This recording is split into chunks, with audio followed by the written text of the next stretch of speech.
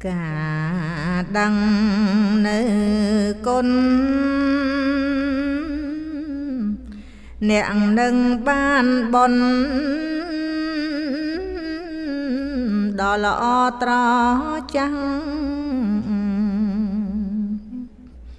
cả đăng nữ côn mình tha mình chẳng bàn bon tràn năng pruh thoa cát nhu cả đằng nữ con mình chụp soi son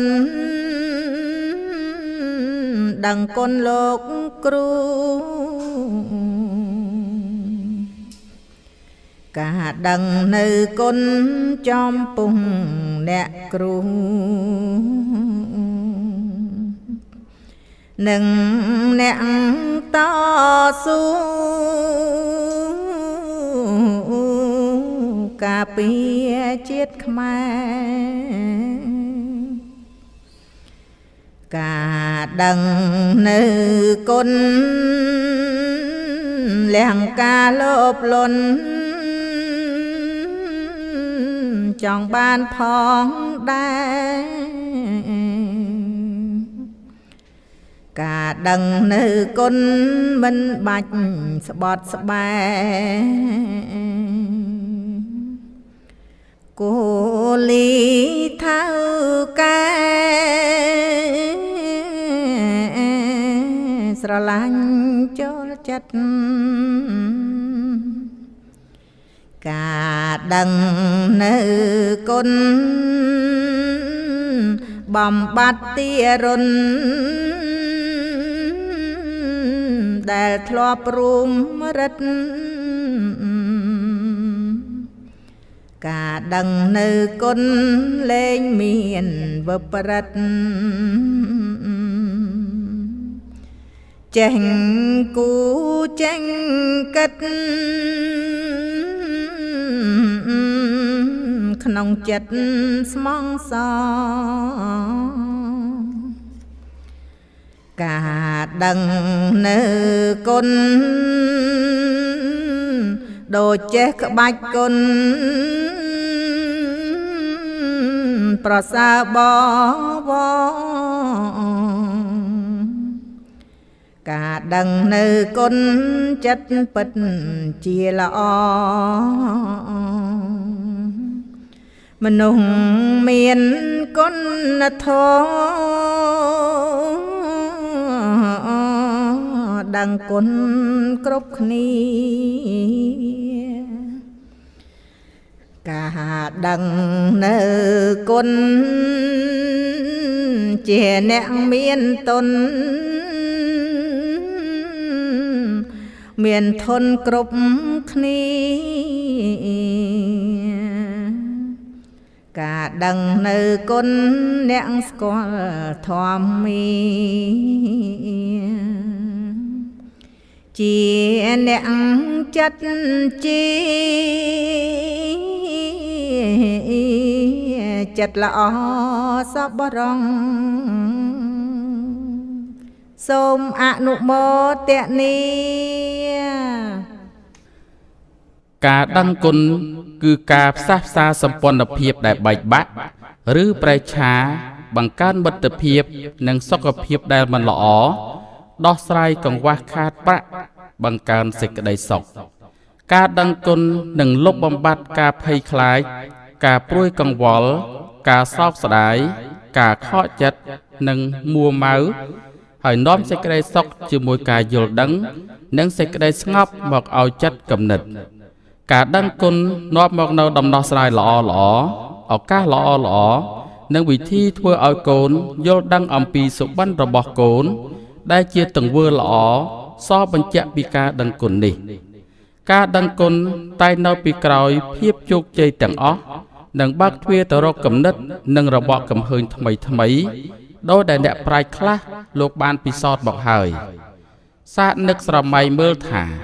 bà con khai cướp kia thưa tam chùm hiền rồi bỏ nẹ che đằng đốt ហើយព្រមស្ដាប់អាវាទសពបរោះនិងបណ្ឌិតក្នុងការព្រានប្រដៅតាមព្រះពុទ្ធសាសនាតើប្រទេសជាតិនឹងរលឆ្ពោះទៅរកបរិបទថ្មីនៃការយោគយល់គ្នាការលូតលាស់និងភាពរីកចម្រើនកម្រិតណាហើយការរកឃើញដែលនឹងផ្លាស់ប្ដូរជីវិតយើងប្រហែលជានឹងធ្វើទៅទាំងក្នុងផ្នែកវិបស្សនាវិជ្ជាបច្ចេកវិទ្យារូបវិទ្យាចិត្តវិទ្យាទស្សនវិទ្យាវិទ្យាសាស្ត្រតារាសាស្ត្រនិងវិទ្យាសាស្ត្រគ្រប់វិស័យបើការដឹងគុណខ្លាយជាមុខវិជ្ជាចាំបាច់ក្នុងថ្នាក់រៀនយើងនឹងឃើញក្មេងជំនាន់ក្រោយធ្វើឲ្យអរិយធម៌សិលធម៌មនុស្សធម៌លូតឆ្ងាយទៅតាមផ្លូវជោគជ័យសម្រាប់សង្គមជាតិហើយការរកឃើញថ្មីនឹងលុបបំបាត់ភាពបញ្ចុះសម្រុងគ្នាមិនស្រស់ស្រួលគ្នាបញ្ចប់អំពើហិង្សាក្នុងគ្រួសារក្នុងសង្គមក្នុងពិភពលោកបញ្ចប់សង្គ្រាមនិងនាំមកនូវសេចក្តីសុខសន្តិភាពនិងឲ្យដល់ក្រុមគ្រួសារឲ្យដល់សង្គមជាតិនិងពិភពលោកប្រទេសដែលនឹងនាំពិភពលោកទៅកាន់អនាគតល្អរុងរឿងគឺប្រទេសដែលអ្នកដឹកនាំនិងប្រជាជនជាអ្នកដឹងគុណគ្នាទៅវិញទៅមកជាការល្អបំផុតនោះគឺប្រជាជនត្រូវដឹងគុណអ្នកដឹកនាំហើយអ្នកដឹកនាំត្រូវដឹងគុណប្រជាជនម្យ៉ាងទៀតប្រជាជនត្រូវដឹងគុណចំពោះប្រទេសជាតិនឹងធ្វើឲ្យប្រទេសរបស់យើងរីកចម្រើននិងការភ័យខ្លាចធ្លាក់ចុះយ៉ាងលឿនធុរកិច្ចនិងការផលិតកើនឡើងសេចក្តីសុខស្ងប់និងមានជោគជ័យភាពក្រីក្រនឹងរលាយបាត់ហើយគ្មានអ្នកណាមិនឆ្លាតទៀតទេសូម្បីតែម្នាក់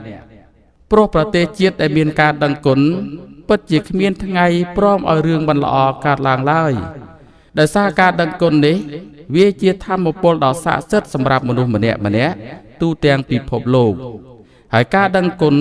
កាន់តែច្រើនប៉ុណ្ណាពិភពលោកនឹងមានជោគជ័យមានសេរីសួស្តីនិងសុភមង្គលច្រើនទៅតាមនោះដែរត្រង់នេះហើយដែលជាមូលហេតុធ្វើឲ្យការដឹងគុណដែលជាធម៌កតញ្ញូកើតមានគោលប្រតិបត្តិនៃការប្រព្រឹត្តល្អធ្វើល្អមានសិលធម៌ល្អមានចរិយាល្អមានសុចរិតធម៌កើតឡើងតើការដឹងគុណដ៏ជ្រាលជ្រៅនេះមានប្រយោជន៍អ្វីខ្លះសម្រាប់មនុស្សទូទៅការដឹងគុណនាំមកនូវទ្រព្យសម្បត្តិស្រុកស្ដំការដឹងគុណនាំមកនូវសេចក្តីសុខក្នុងចិត្តការដឹងគុណនាំមកនូវសេចក្តីស្ងប់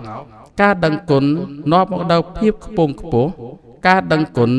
នាំមកនូវសេចក្តីរីករាយការដឹងគុណនាំមកនូវសុភមង្គលការដឹងគុណនាំមកនូវប្រយោជន៍ល្អការដឹងគុណធ្វើឲ្យកូនបានជាមនុស្សល្អការដឹងគុណធ្វើឲ្យលែងមានចិត្តអាក្រក់ការដឹងគុណធ្វើឲ្យចិត្តត្រជាក់ការដឹងគុណធ្វើឲ្យកូនឆ្លាតការដឹងគុណដ៏ជ្រាលជ្រៅធ្វើឲ្យចិត្តដាក់ចុះមានះការដឹងគុណដ៏ជ្រាលជ្រៅនាំផ្លូវកូនទៅរកអនាគតល្អការដឹងគុណជាបុណ្យដ៏ប្រសើរការដឹងគុណជាអំពើល្អសម្រាប់មនុស្សទូទៅក្នុងពិភពលោកការដឹងគុណធ្វើឲ្យប្រទេសជាតិរុងរឿងការដឹងគុណធ្វើឲ្យពិភពលោកមានសន្តិភាពការដឹងគុណធ្វើឲ្យបាត់អស់នៅសង្គ្រាមការដឹងគុណធ្វើឲ្យមានទឹកមុខស្រស់ថ្លាការដឹងគុណធ្វើឲ្យទេវតាស្រឡាញ់ចូលចិត្តការដឹងគុណជាផ្លូវទៅរកបរមសុខការដឹងគុណជាជោគជ័យក្នុងការងារការដឹងគុណជាសម្រស់របស់ចិត្ត